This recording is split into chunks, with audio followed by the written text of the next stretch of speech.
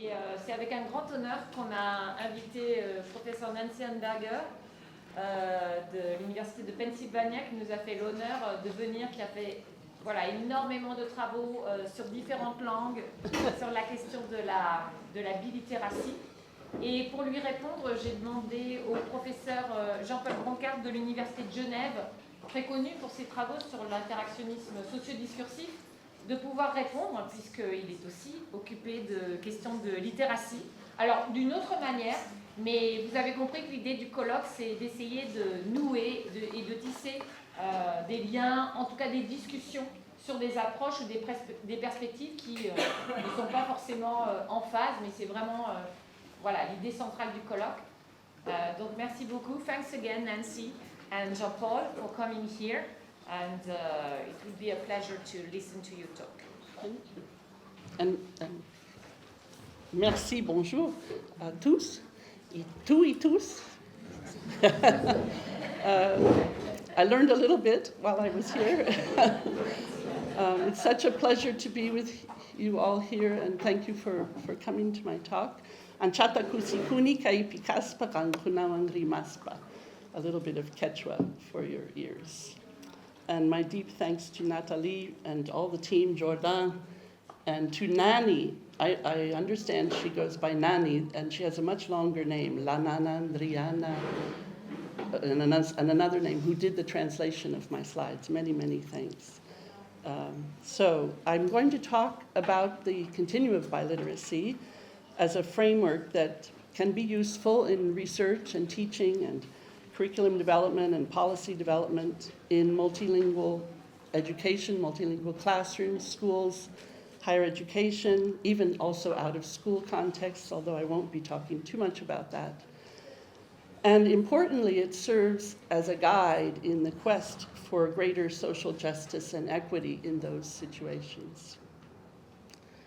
And to tell you about it, I'm going to back up a little bit to its origins and take you through some of the ways the framework has been used and how it has evolved through use. And can you hear me? Is everything okay?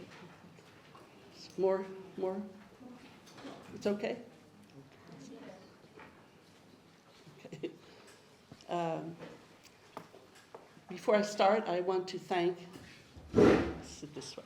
I want to thank the many visionary and dedicated scholars, colleagues, students, educators, and activists whose work plays a part in my presentation. I'm very aware of the many shoulders my work stands on, and I'm greatly indebted to those who've gone before and who are coming along, and I can really adequately acknowledge them.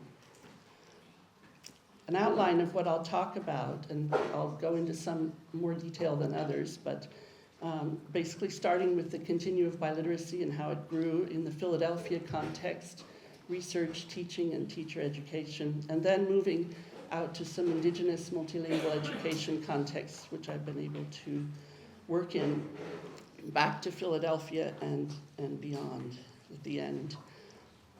And it's also, I'll tell a chronological story by decades, highlighting some dialogues across the continua framework and other conceptual tools that are embedded in it and also emergent in the field, which you see listed here, some of them, or the ones that I'll be talking about.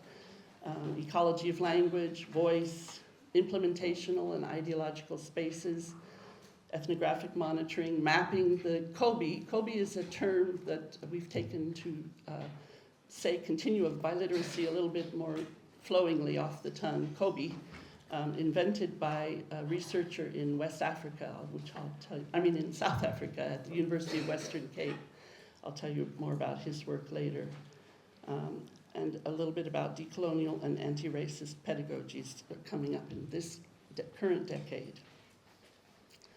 So the continuum of biliteracy, or COBI, was formulated in the context of a multi-year comparative ethnography of language policy in Philadelphia beginning in the late 1980s. And it was a project where, through participant observation and interviewing and document collection, the traditional three-part inquiry of ethnography, we worked both in and out of schools in a two-way bilingual program in the Puerto Rican community of North Philadelphia, and an English as a second language program in a school in West Philadelphia in what was then the Cambodian refugee community. And my students and I sought to understand how national, state, and local policies and programs were situated, how they were interpreted and appropriated in the language and literacy attitudes and practices of the participants in both classroom and community. In that work, in that ongoing comparative ethnographic work, we found the Continua framework useful in analyzing data and drawing conclusions, and at the same time, the ongoing research informed the evolving framework. The framework emerged, first of all, through a review of research literature on bilingualism and literacy at that time. So that's now more than 35 years ago.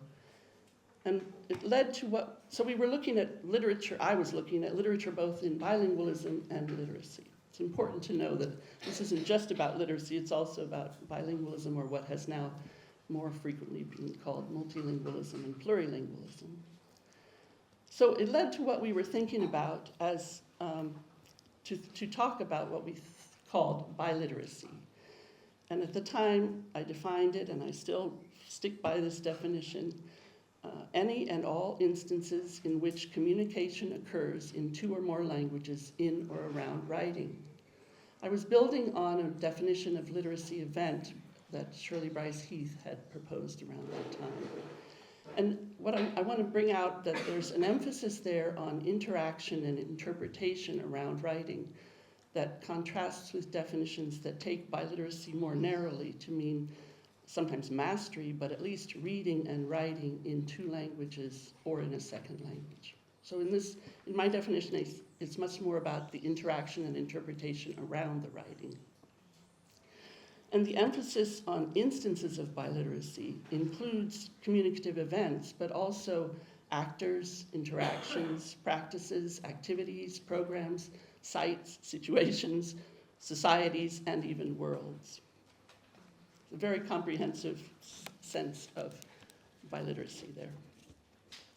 The literature review also revealed that dimensions that are commonly characterized by scholars, practitioners, and policymakers still today as polar opposites. So things like first versus second language, monolingual versus bilingual, oral versus literate societies.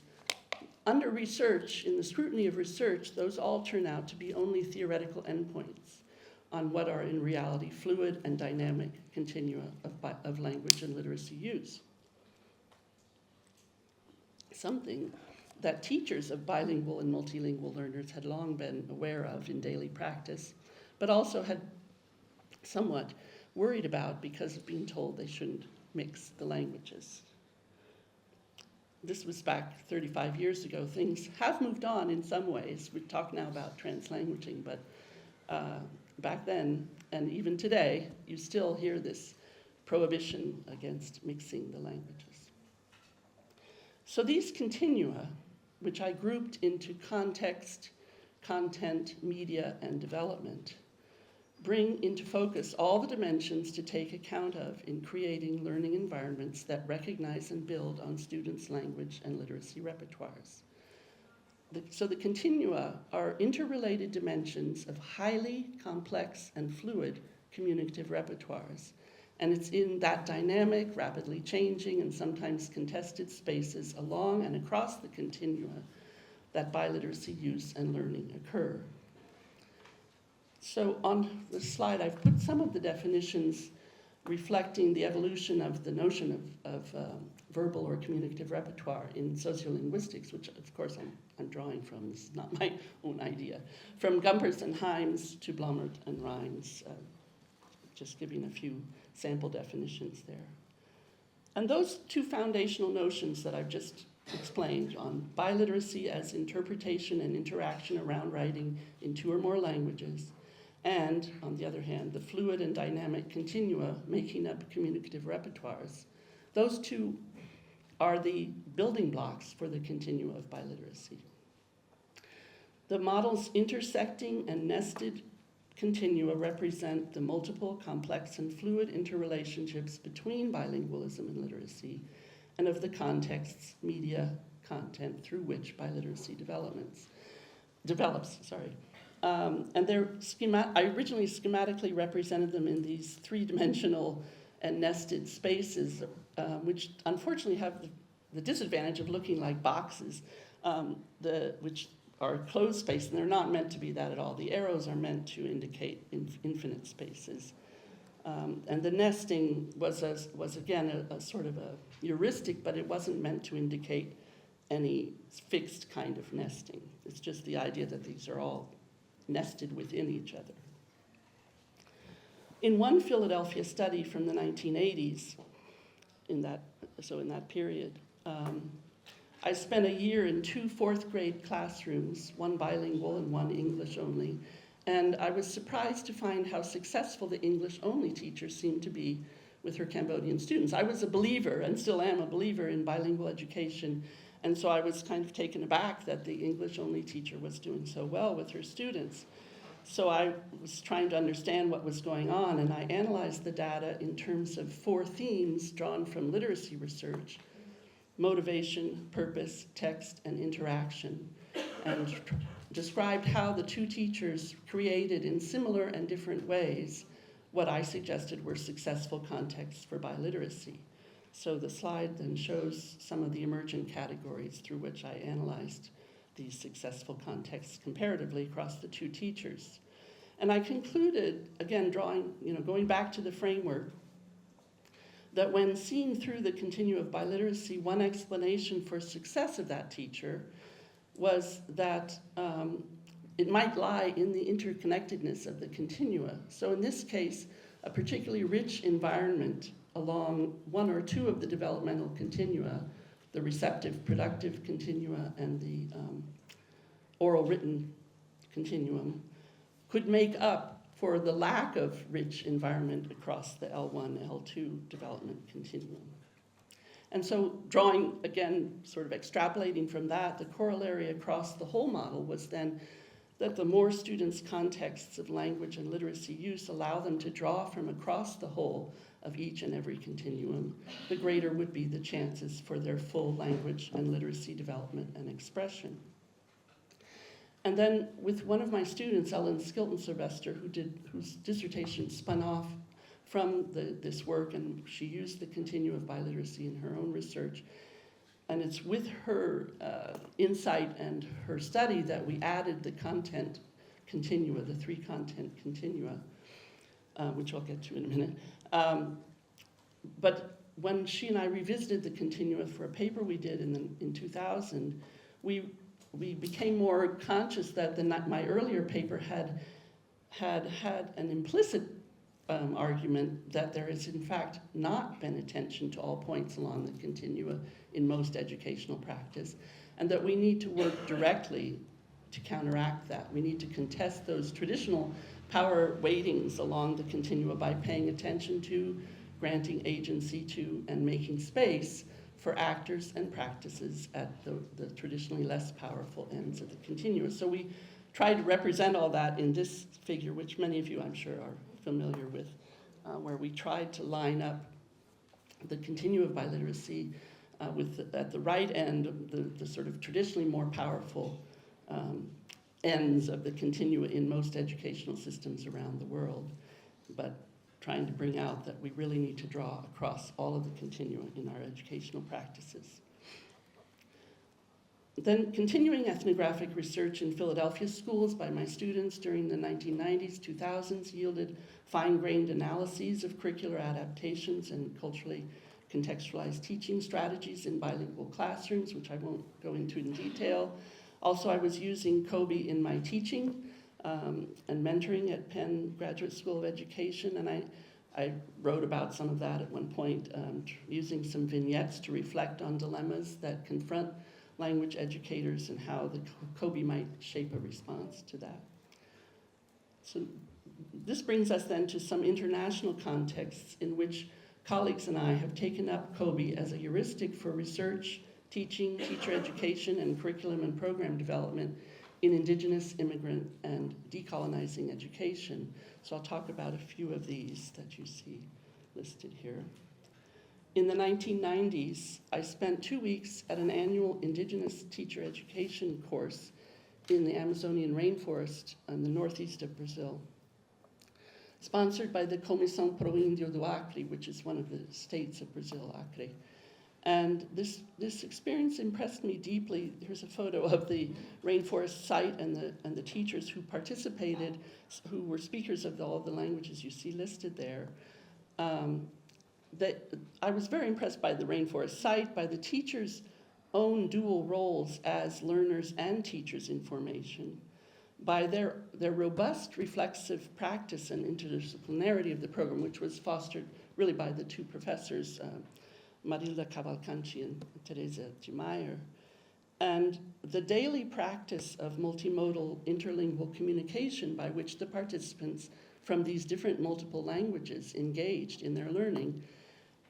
The teachers were also developing teaching materials that were reflective of their local indigenous culture, history, and artistic expression, including geometric drawings such as this sample that I've just included just to illustrate the idea that they used a lot of drawing and a lot of geometric design, which you can see in the border, which other scholars have shown are not just decorations for these writings. These are an integral part of their literacy practices. And that was very clear in the way that they were using them and communicating with each other across their different languages, partly through these illustrations. So that was an experience which started me thinking more expansively about multimodality of the media of biliteracy. Also, it was probably not coincidental that the ecology metaphor became more salient to me during that experience, because I was spending this intense time in the fragile Amazonian ecology with the current generation of its longtime custodians. I mean, their ways of life were definitely, in sync with the ecology there. It was fun to observe. So this experience and others in Peru, Bolivia, South Africa, Paraguay, mostly Latin America at this time, convinced me that in an ecology of languages where indigenous languages and speakers have been marginalized for centuries in post-colonial contexts, bilingual intercultural education can become a vehicle for promoting language equality and language rights, and the continua can be useful in this because of its ecological perspective that encompasses notions or themes of language evolution, language environment, and also language endangerment, as I've summarized here on the slide and in some of my writings. So jumping to the Bolivian Andes, where I've also spent a lot of time and where I actually have been fortunate to know the language, Quechua, and work directly through Quechua. I had the opportunity to observe indigenous Quechua-speaking children thriving in schools, implementing bilingual intercultural education in Quechua and Spanish, several years into what was a sweeping educational reform in Bolivia in the 1990s. This was a nation where the indigenous language speakers, even today, make up 63% of the population, and the current policy proclaims the Bolivian nation as plurinational, where a real recognition of the different nationalities, different nations that make up the state of Bolivia. The 1994 reform aimed to introduce bilingual intercultural education nationwide, making space for all 30 of Bolivia's indigenous languages alongside Spanish as both subjects and media of instruction, and in all schools. Now, that didn't actually happen. That was the goal. But I was fortunate to visit a school where it was happening. The teacher had been implementing bilingual intercultural education for 3 years. Here's a few sample photos from what was happening in that classroom. I just want to draw attention to this provision of the reform, which established a library in every primary classroom, stocked with a collection of 80 books provided by the ministry through UNESCO auspices. And included in those 80 books were 6 big books in Spanish. Big books is a genre that maybe some of you are familiar with, large text, photos. And 3 of these big books that were incorporated were based on oral traditions in the indigenous languages, Quechua, Aymara, and Guarani. But they were in Spanish, which struck me at the time as sort of odd and made me think twice. But it was clear that the kids were really enjoying these books. During class, the teacher had one of them go up front and show the book and read a story. And afterwards, at recess, when the class left for recess, a couple of students noticed my interest in the books and wanted to hold up the books for a photo. So that instance of Spanish language big books telling stories from indigenous oral traditions struck me as a case of biliteracy content making space for indigenous voice, but in the form of drawing on languages and cultural genres of others. And it got me thinking about this and other cases of indigenous language revitalization in relation to voice, and I was drawing here on Bakhtinian notions of voice in relation to language, and concluding that the relationship between voice and the use or non-use of the minoritized language is a complex one. It could include, perhaps, voice being expressed in the dominant language, as in this case, but also, as my dissertation supervisor wrote around that time, in this quote, Richard Ruiz wrote about the lack of voice even in the minoritized language. He was thinking especially about Spanish use in the US Southwest, where he wrote, as much as language and voice are related, it's also important to distinguish between them. Richard, have become convinced of the need for this distinction through a consideration of instances of language planning in which the, quote, inclusion of the language of a group has coincided with the exclusion of their voice. So he was thinking about the inclusion of Spanish, but in many cases a standard Spanish that didn't reflect the voice of the learners who brought with them their Spanish from home, their heritage language. So he went on to say, language is general, abstract, subject to a somewhat arbitrary normalization. Voice is particular and concrete. Language has a life of its own. It exists even when it is suppressed. When voice is suppressed, it is not heard. It does not exist. To deny people their language is to be sure to deny them voice, but to allow them, quote, their language is not necessarily to allow them voice. So in the cases where I was observing that perhaps not all indigenous or immigrant language minoritized children find voice through use of their own or their heritage language in school, many of them do. And perhaps when they do, it's because of the ways that biliterate use of their language alongside the dominant language mediates things like dialogism, meaning-making, access to wider discourses, and the taking of an active stance that are part of voice in the Bakhtinian sense. And when minoritized voices are activated in these ways, they can be a powerful force for enhancing the children's own learning and promoting the maintenance and revitalization of their languages.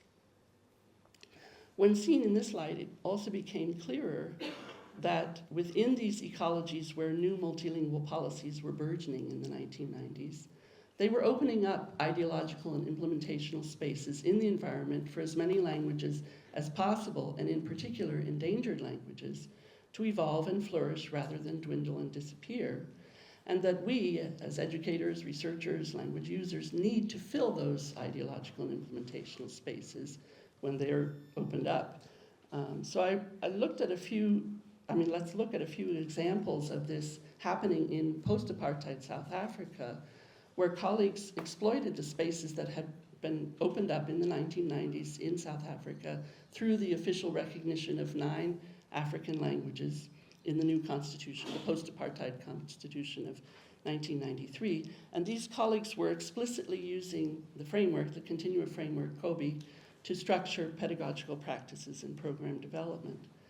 One was the Batswood Primary School in Cape Town, where my colleagues Neville Alexander and Carol Bloch, along with others at their institution called PRISA, the Program for Alternative Education in South Africa, we're working to develop, try out, and demonstrate workable strategies for teaching and learning with an additive bilingual approach. And they were working, in this case, at a formerly colored, that's a South African category, Afrikaans English dual medium school, where after apartheid, Xhosa-speaking children were arriving from the townships. So the Prisa team included an early literacy specialist, Carol, a Xhosa-speaking teacher, Ntombi, and the local resident Batswood teacher, Erika, and they worked from grades 1 to 3. They saw themselves explicitly as working at the less powerful micro, oral, and multilingual ends of Kobe to challenge the power relations at the macro, literate, monolingual English ends, and that they therefore placed strong emphasis on oral and literate development of especially Xhosa, but also Afrikaans and English. In grade 1, for example, they used songs and rhymes with the whole class, fostering oral, receptive L1 development. In grade 3, they used interactive writing through dialogue journals and letter writing in Xhosa, fostering vernacular, contextualized, and minority content. This work led in the next decades to continuing Prisa endeavors such as the Little Books for Little Hands, Stories Across Africa, Early Literacy Initiative, and the Saturday reading clubs in the townships. I've got a few photos here of one of these reading clubs in Vulindlela, outside of Cape Town, where Neville, Carol, Ntombi, and another Prisa member, Olisa, who Nell here knows, participated on a regular basis. So there was oral storytelling this happened on Saturdays in the school site where the school was not in session. So the reading clubs would convene on a Saturday morning, use the classroom, have some oral storytelling. The Prisa members brought along an array of multilingual books to choose from, and then they would spend about an hour or so reading with the children in the sunny patio of the school. It was a sunny day. Maybe if it rains, it's not quite so pleasant, but it was really nice that day. And just sort of spending time with the kids around books, around multilingual books. The kids could choose whichever book they wanted. So that's one set of implementational spaces being opened up. Another space being opened up using Kobe as heuristic was in the far north of South Africa at the University of Limpopo. This was a program started by two professors there, Michael Joseph and Esther Ramani, in 2003, in direct response to South Africa's multilingual language policy. And their aim, their stated aim, was to reclaim the power of the powerless. And they turned to the Kobe and to Cummins' 4 quadrants as a theoretical basis for designing and implementing curriculum and pedagogy to support students' academic biliteracy development in both English and Sepedi. They had English medium modules and Sepedi medium modules. They're now celebrating their 20th anniversary, and that I believe they're still the only South African bilingual university-level program in English and an African language. In this class that I participated in during the time I was there, Michael Joseph was the instructor. He and Ramani are not speakers of Sepedi. They teach the English medium modules.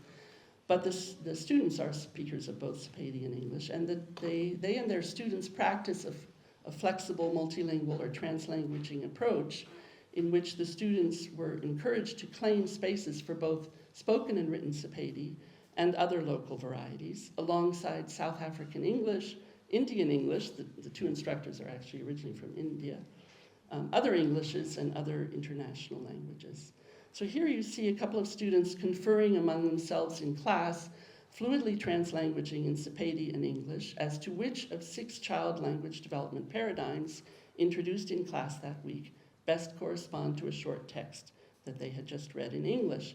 In this class, they are preparing to engage in a 3rd-year project where they explore Sepedi-speaking children's private speech in their own communities, following actually Vygotskian conceptual and methodological guidelines that were originally written in Russian, of course, here studied and discussed with their professor Michael in English, and then implemented in their communities in Sepedi.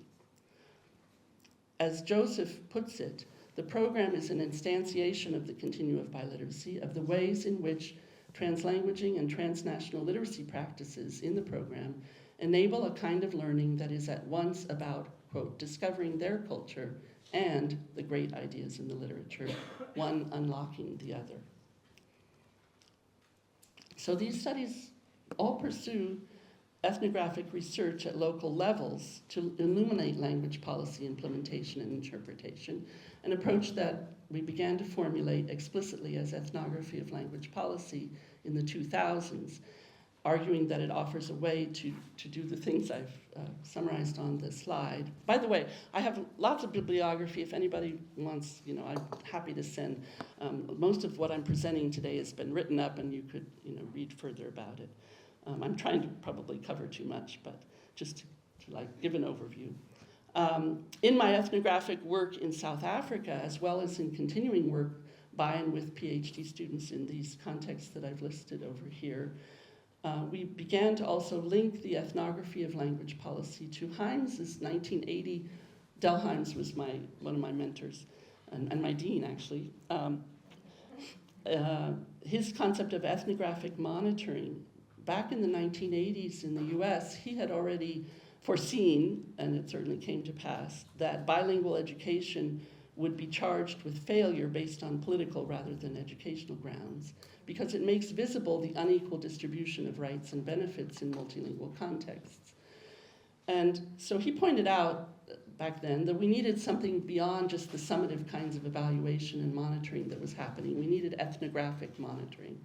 And he proposed a way to do this that I've given some of the principles or purposes and activities there. And I found myself using this framework, way of approach, in work with Sami in Scandinavia in the 2010s.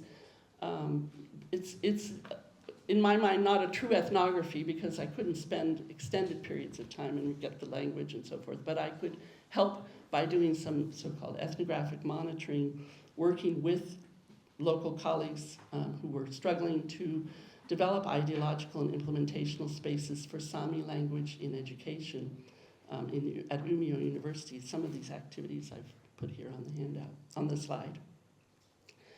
And a few of my scenes from there, I sat with the faculty when they were trying to develop their proposal for funding for this program, and the kinds of challenges that they were considering. You can see them summarized here: scarce human resources, dispersion. This case of Sápmi has its unique characteristics in that the speakers and the teachers are spread across hundreds of square miles in the Sami-speaking areas of Norway, Finland, Sweden, and parts of Russia.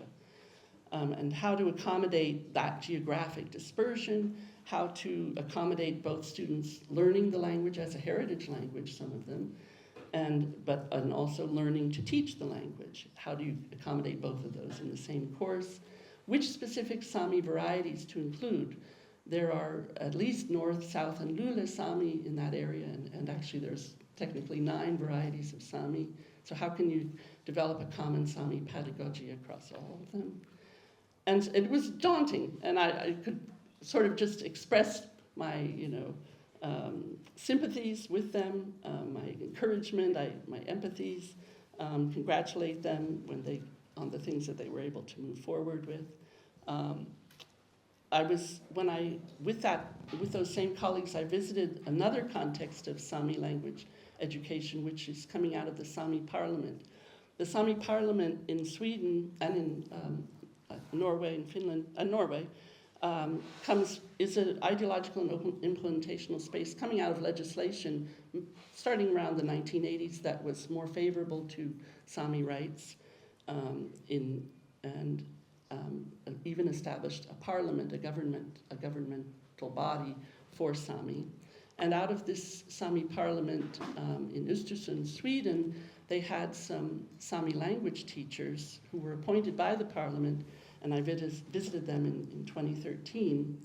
And the 2 teachers' accounts of their materials production, their mentor program, their language barrier project, a lot of materials and modalities emerged, including multilingual word cards for preschools, cooking and handcraft activities, theater and tourist office visits, language network map making with adult heritage language learners. But most memorable in the accounts of these 2 teachers was what they called the process of tears and the pain they found themselves working through with the elders and adults enrolled in their classes. They told us of the memories, the anger, the shame that the heritage learners felt for having learned not to speak the language, and of the resistance they met from their own families as they struggled to overcome their own internal language police. This was their words. The resistance that sometimes arose from the learners' own grown children who themselves resented not having been raised to speak Sami. So the teacher's story was a very moving account of how these so-called passive speakers became active speakers as they became a strong and supportive group. In the teacher's words, they learned as a group, they rose as a group. I worked with one member of the team at the Umeå University who's herself Sami, Hanna Ottokowski, and she employed the Kobe framework as a theoretical framework for her PhD thesis, which spanned her work from linguistic analysis of the linguistic structure of North Sami in relation to Finnish, to analysis of teachers' metapragmatic statements about Sami language use, teaching, and revitalization, to youth multilingual literacy practices across North Sami, English, and their own national language, whether Norwegian, Finnish, or Swedish.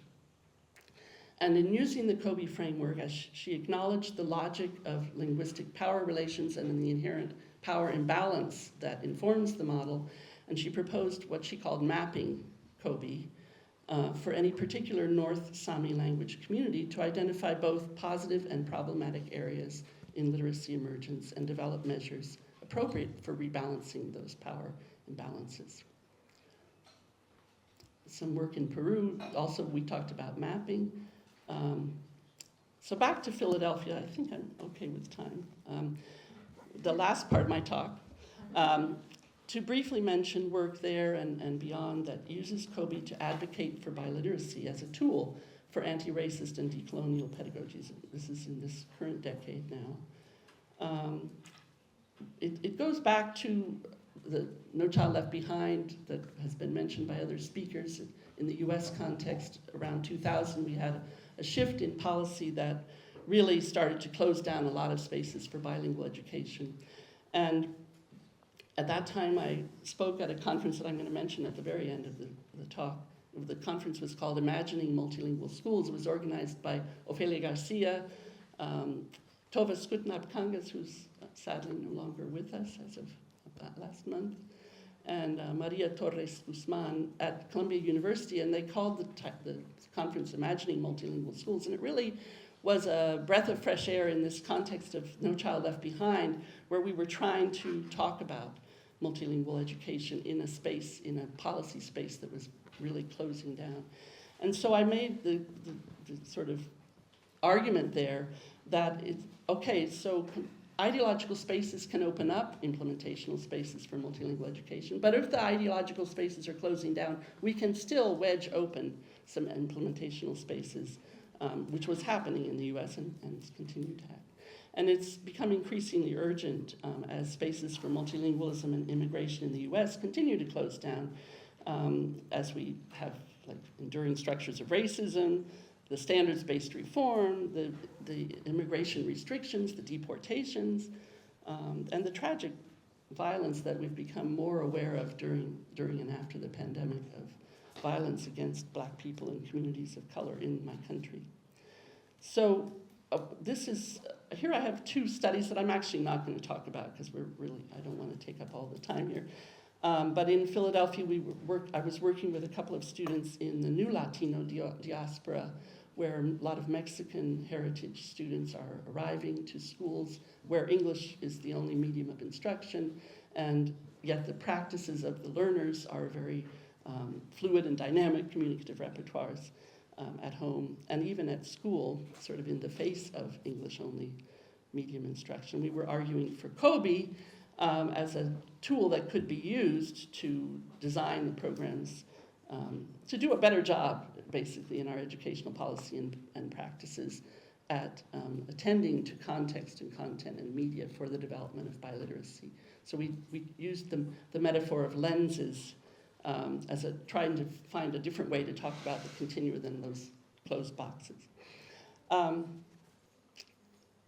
Parallel work going on internationally is where people are using COBE as they research and advocate for multilingualism in teaching and policymaking in their own multilingual context.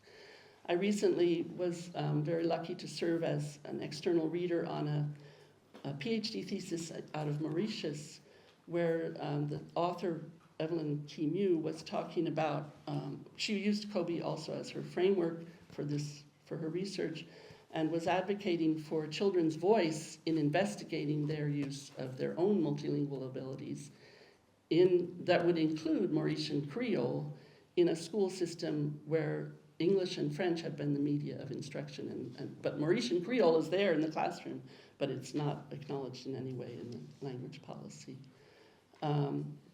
Or another study by a PhD student in Denmark looking at multilingual pupils' literacy acquisition and literary understandings of the Danish canon of literature.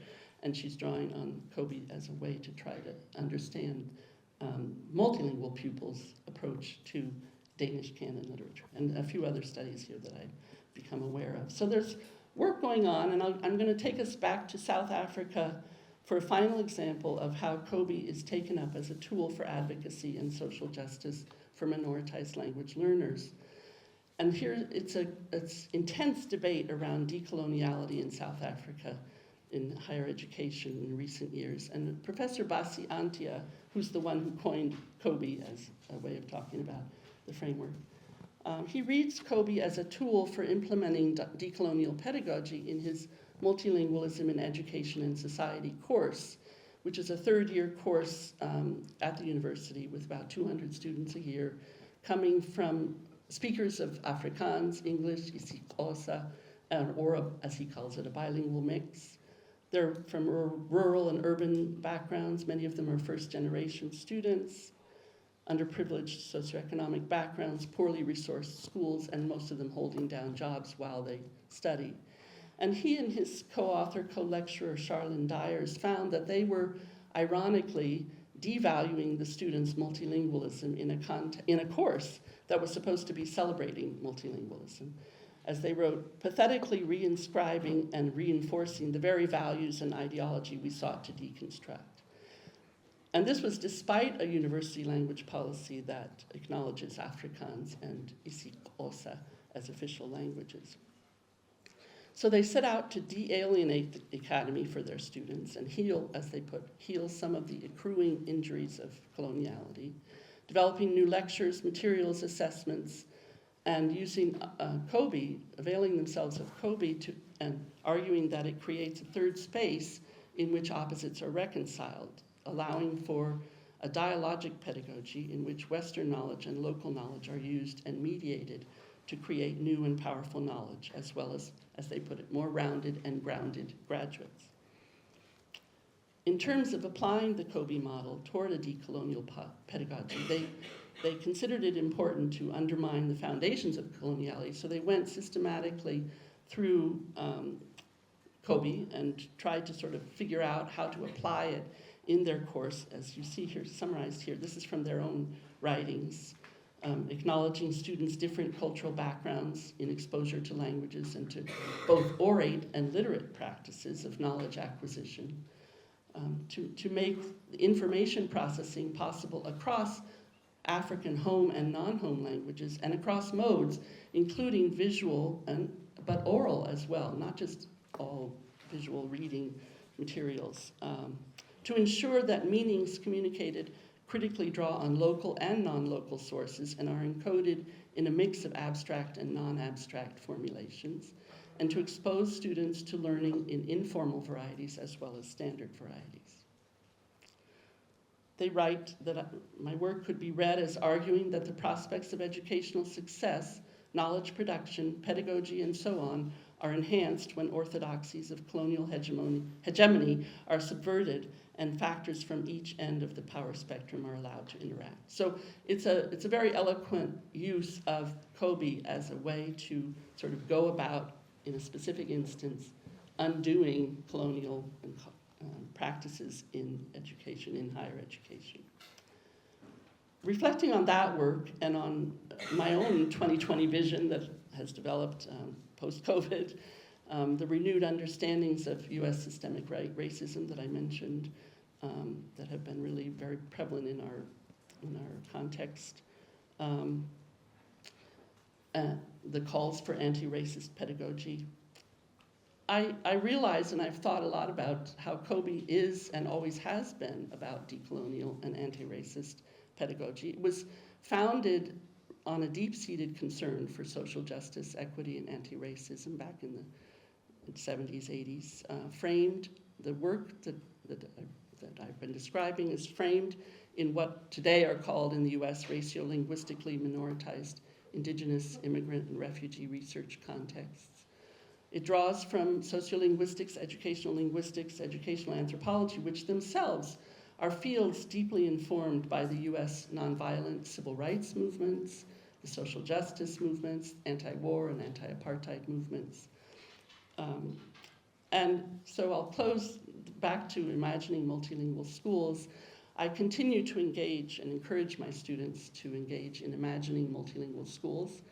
And the continuum of biliteracy remain my foundational schema that allows me to gauge my attention to the full gamut of issues that are relevant to the concerns which have always been at the core of my interest. They are how best to serve Indigenous, immigrant, refugee, and other language minoritized students in our educational systems, and at the same time, how best to support language revitalization and well-being, social justice, and equity for those communities. And to the extent that the COBE, the continuum of biliteracy, and these associated notions that I've tried to briefly talk about today, contribute to furthering socially just and equitable cultural and linguistic diversity in our world through research, policy, practice, then I feel like it's worth having imagined it in the first place. Believe me, when I was imagining the continuum of biliteracy, it was quite a stretch of the imagination. So thank you for your attention.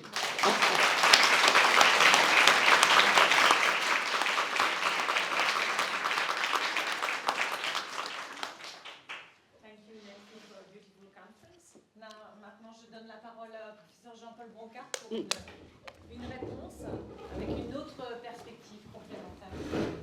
Oh.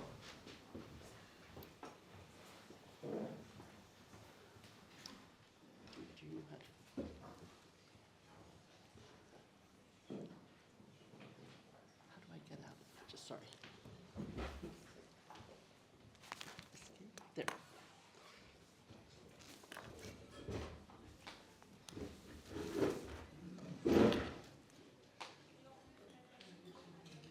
Cherche.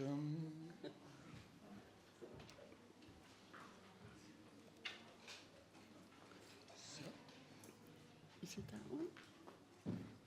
Yes, this one.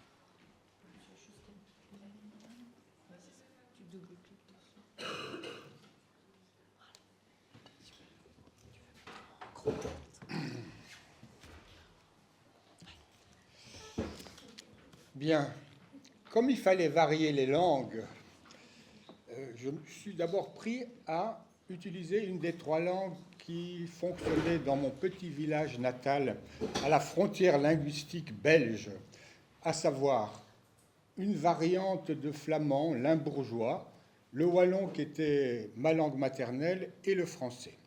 J'ai commencé à faire ça, puis j'ai regardé le programme, j'ai vu qu'il n'y avait pas de néerlandophone, ou peut-être un ou deux, je me suis dit, ce serait de la coquetterie inutile, et donc j'ai poursuivi en anglais.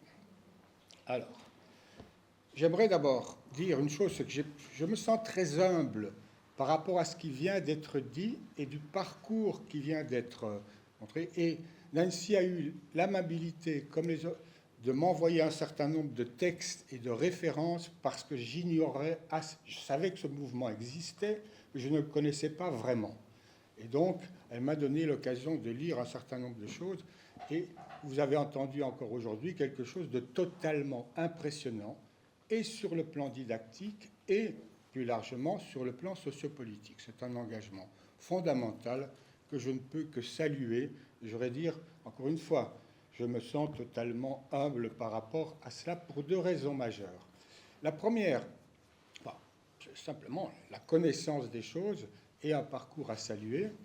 Autre chose, je n'ai pas d'expérience très ancrée sur la question du plurilinguisme pour une raison qui est à la fois qui tient à la situation genevoise dont je vais parler, où l'enseignement des langues secondes est plutôt la question de la faculté des lettres. Et moi, je suis en faculté de psychologie et des sciences de l'éducation qui s'occupe de la formation des enseignants primaires en langue maternelle. Et depuis que j'ai été nommé professeur il y a un certain temps, j'ai toujours assuré moi-même la formation en langue des futurs enseignants primaires du canton de Genève, de tous, depuis 40 ans. Alors, cela dit, j'ai peu d'expérience du plurilinguisme, sauf une expérience qui a un petit caractère paradoxal que je vais évoquer. J'avais eu une étudiante qui venait du Pays basque et à la fin des années 70, dont j'ai dirigé la thèse. J'en ai dirigé d'autres en plus, et qui m'a fait engager par le gouvernement du Pays basque espagnol pour réintroduire le basque dans l'ensemble des choses, la télévision, l'enseignement, etc. Et sans doute la chose la plus mémorable de cette opération, qui a duré 15 ans, qui a été interrompue, qui va reprendre pour des raisons que je vais évoquer, ça a été la traduction de Dallas en langue basque. C'était mémorable, exceptionnel comme événement. Mais moi, j'étais en charge de la confection des programmes scolaires, etc. Et un jour, j'ai été convoqué au bout de 15 ans par la secrétaire à l'enseignement, dont j'avais dirigé la thèse, et qui me dit « Jean-Paul, tu es viré ». Pourquoi avais-je été viré? Parce que le groupe que j'animais, disons, avait décidé que dans le Pays basque, l'enseignement serait bilingue. Et vous voyez le retournement politique possible des choses. Le gouvernement hyper basque avait estimé que le bilinguisme n'était pas la bonne solution. Ils sont revenus plus ou moins. J'ai été récupéré plus tard. Mais voilà, juste pour dire que ces questions du bilinguisme peuvent être à des degrés de fonctionnement que Jean-Louis, sans doute, a évoqué d'une certaine manière ce matin. Alors,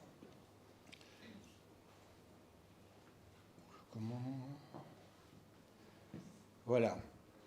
J'aimerais aussi dire pourquoi. La deuxième raison pour laquelle j'avais quelques méfiances, c'est que, étant donné mon statut de retraité, je suis souvent convié à faire des reviewings d'articles. Et je suis censé avoir le temps de faire tout ça, donc voilà.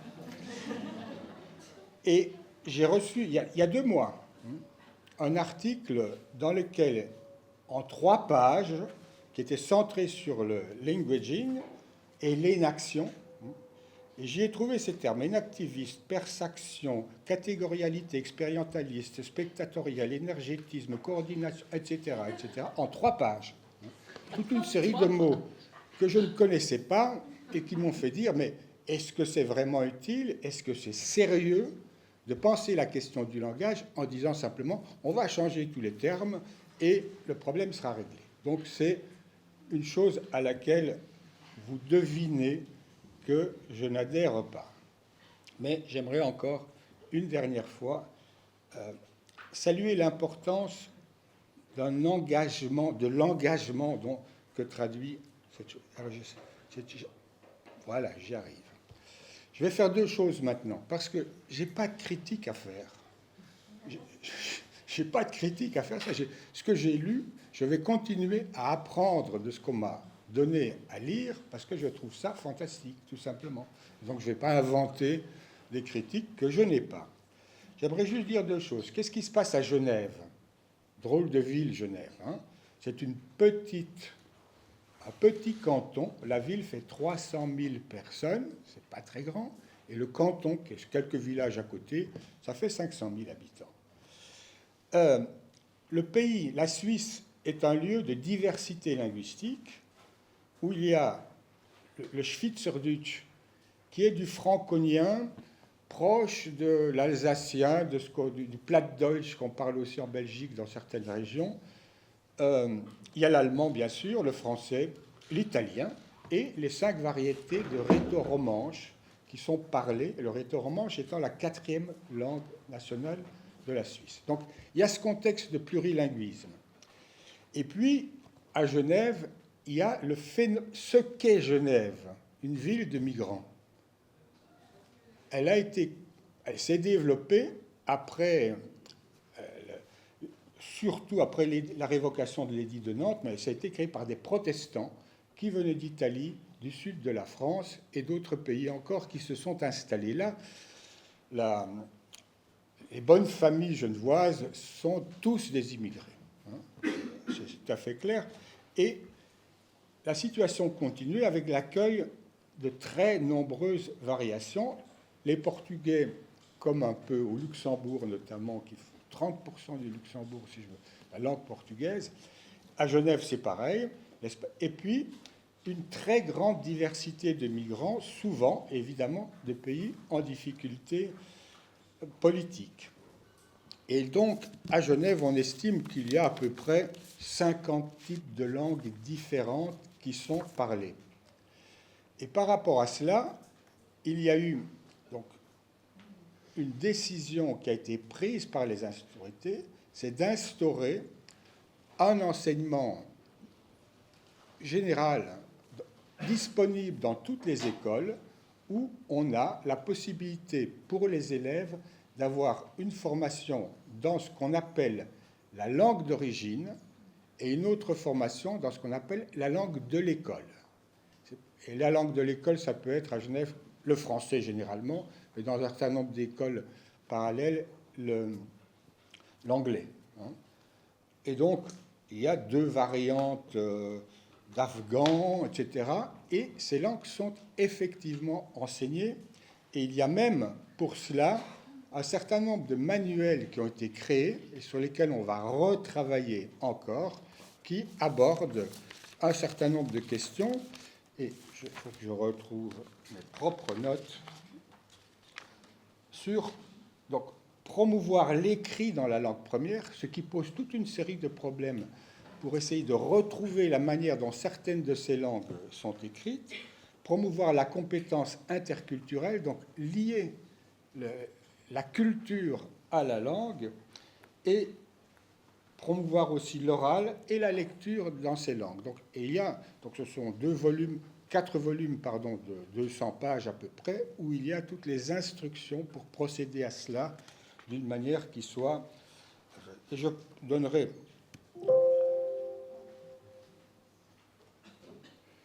L'Internet n'est pas trouvable, mais me dit-on, voilà. Tiens. Tu veux aller sur Internet? Non, je vais juste passer la suivante. Alors, tu veux appuyer sur cette flèche. Ok.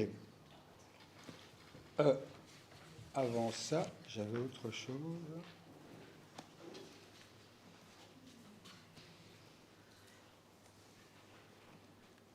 Bon. Bizarre.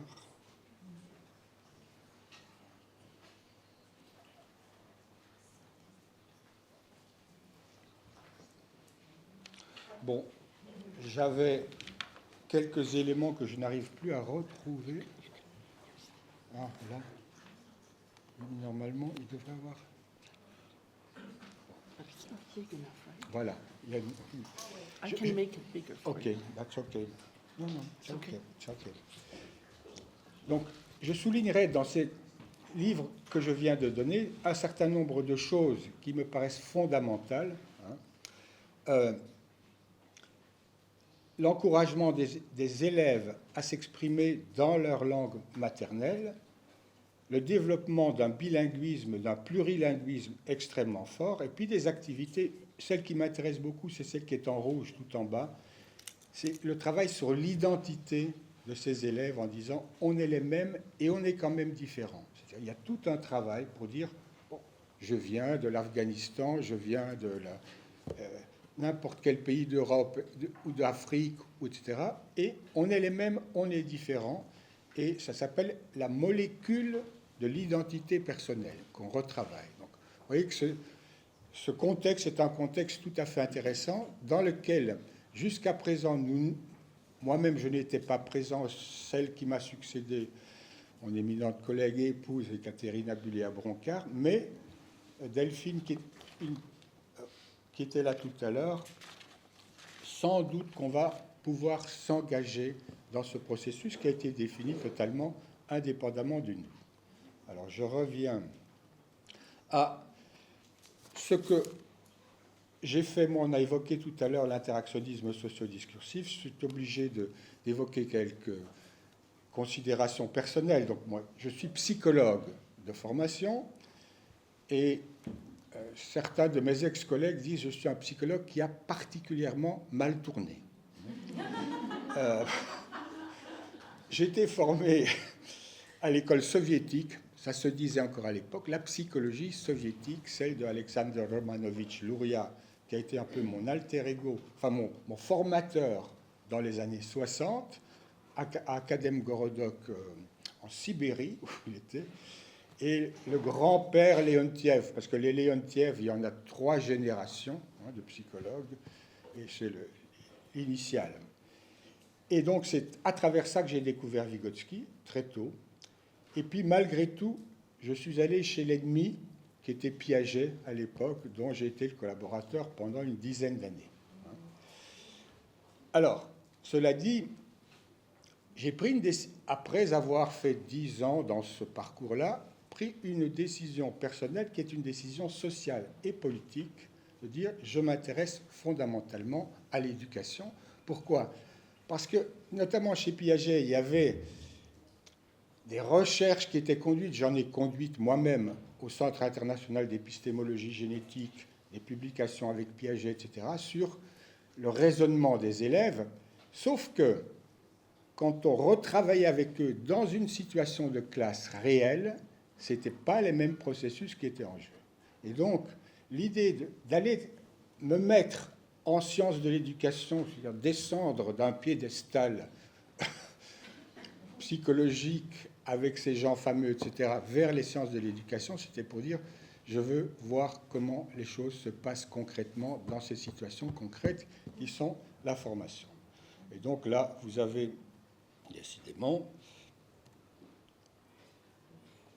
un certain nombre de choses. Mes premières publications datent de 70 dans la revue Neuropsychologia, et puis le contact avec le Pays basque a fait que j'ai publié pas mal de choses en langue basque. La dernière, qui est là, c'est la traduction en basque d'un livre, il y en a plusieurs, et on a aussi beaucoup travaillé avec les pays d'Amérique latine, mais je vous ferai grâce de cela.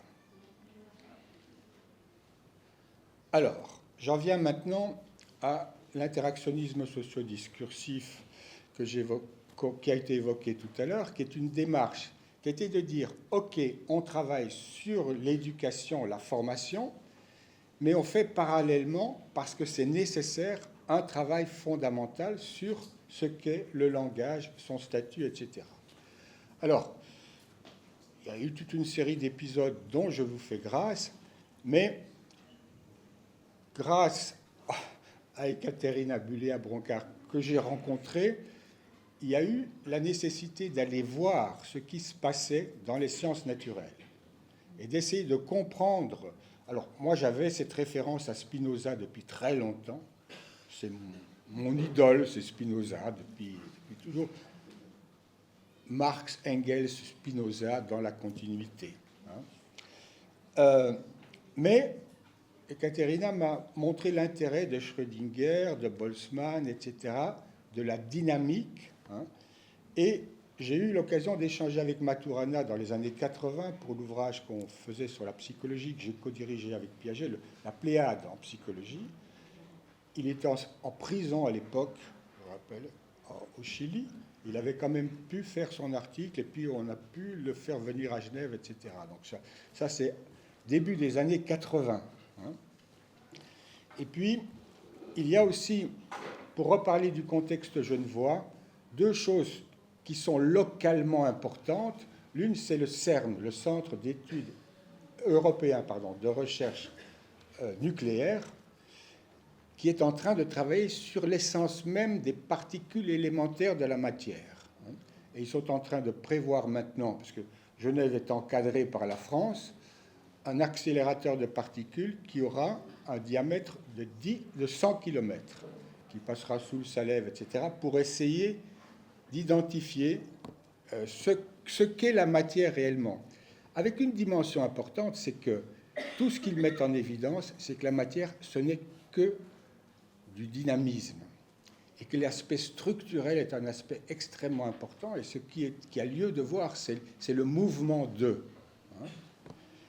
Et à côté, pas très loin du CERN, il y a le centre, l'observatoire, dans lequel a été découverte la première exoplanète, qui a valu le prix Nobel à le collègue qui l'a trouvé, et alors, qui lui, c'est le contraire, c'est la continuation du travail, c'est sur l'accélération des distances dans l'univers, qui sont en train de faire des calculs, etc. Et on a ces deux dimensions, l'infiniment petit et l'infiniment grand. Alors, si j'en parle, c'est pour dire, j'ai la chance d'avoir des contacts avec les uns et les autres pour des raisons presque extra-scientifiques, mais ce qui est impressionnant, c'est leur modestie à tous. Au CERN, ils diront, on connaît à peu près 2 ou 3% de l'univers. On peut être un peu sûr sur 2 ou 3% des choses. Le reste, on l'ignore. Idem pour les gens qui sont sur la matière. Au CERN, ils disent la même chose. Et ils sont très intéressés par les questions psychologiques, contrairement à ce que certains pourraient penser. Donc, les grands spécialistes des sciences dures qui encombrent parfois le paysage, notamment le paysage local. Alors, les questions centrales, je ne vais pas faire. Il y a donc, à part la question actuelle, c'est de dire, et dans les discussions que je peux avoir avec eux, c'est de dire, il y a cette évidence du côté dynamique de l'univers, de l'ensemble des processus. Et la question qui n'a pas été vraiment posée ni par Schrödinger, ni par... c'est qu'est-ce que le langage vient faire là-dedans? Ou comment on situe le langage dans ce processus? Et c'est aujourd'hui la question centrale de mon propre travail. Qu'est-ce que le langage vient faire là-dedans? Ce qui implique d'avoir un questionnement sur qu'est-ce que le langage. Et donc moi je ne suis pas sur les langues, je suis sur ce qui est commun au langage, en tout cas dans le travail que je fais actuellement. Et ceci implique d'avoir une théorie du langage, pas seulement sur la diversité, etc. Et là, le premier ouvrage scientifique que j'ai acheté dans les années 60, c'est le cours de linguistique générale de Ferdinand de Saussure.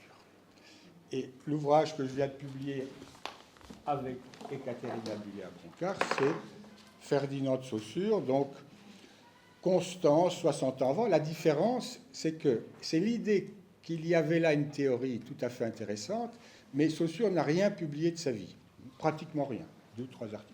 Le cours de linguistique générale reflète plus ou moins sa pensée, mais il y a en gros 4000 notes manuscrites, dont certaines ont été publiées et exploitées, et certaines sont à Harvard, d'autres. On a réussi à rassembler tout et à essayer de reconstruire ce que pouvait être véritablement la théorie de Saussure, et ce qui nous a conduit à dire si on prend vraiment au sérieux la question du langage, il faut la saisir en 4 points que je vais évoquer, sur lesquels je vais clore. Il y a dans cette théorie une distinction fondamentale dans la langue chez Saussure entre la production, l'activité langagière sociale et ce qu'est la langue en tant que construction cognitive. La distinction entre ces deux choses-là et l'articulation entre ces deux choses-là est fondamentale. Deuxième sous-distinction, dans la production langagière, ça c'est plutôt un travail qu'on a fait nous dans le cadre de l'interactionnisme socio-discursif, il y a la dimension de la textualité, des genres textuels, qui est quelque chose qui est lié à l'activité humaine. Je dis, c'est une dimension praxéologique. Et puis, ce qu'on a appelé les types discursifs, la narration, etc., qui sont des constructions cognitives, et qu'on ne peut pas analyser les phénomènes langagiers sans tenter d'articuler dans la production verbale ce qui relève du rapport praxéologique à l'activité et ce qui est des constructions cognitives. Et dans la comparaison entre les langues, etc., c'est un facteur d'analyse potentiel qui est intéressant. Et puis, deuxième chose, dans la langue elle-même et dans ce qu'on peut voir dans le translanguaging et d'autres choses, il y a la langue telle qu'elle est construite en chacun de nous. Saussure dira un trésor déposé par la pratique dans le cerveau des sujets parlants. Et puis, il y a le langage en tant que construction sociale. Et tout le travail d'éducation, c'est l'articulation entre ces 4 points. Et je dirais que si on a l'occasion de développer des choses, et j'ai vu qu'il y avait ce que vous avez fait en Europe à différents endroits, je serais très heureux qu'on puisse voir ça aussi à Genève et articuler ce que vous avez appris, qui est vraiment fondamental, avec le modeste travail que nous accomplissons. Et je vous remercie encore.